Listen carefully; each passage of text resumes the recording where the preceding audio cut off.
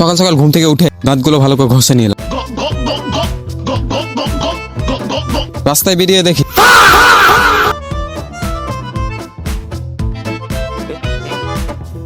হাঁটতে হাঁটতে বাস স্ট্যান্ডের দিকে গিয়ে দেখি একটা ডাম্পার আমার দিকে এগিয়ে আসছে।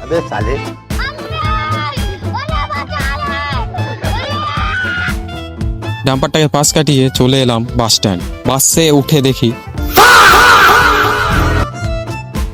বাস ছাড়তে একটু লেট ছিল, তাই একটু এদিক ওদিক তাকিয়ে নিলাম। বাড়ি এসে দেখছি আমাদের ফ্যামিলি মেম্বার দুটো বেড়ে গেছে, কালো আর ভলু। আজকের মতো এই পর্যন্তই, দেখা হচ্ছে কোনো নেক্সট ভিডিওতে। বাই।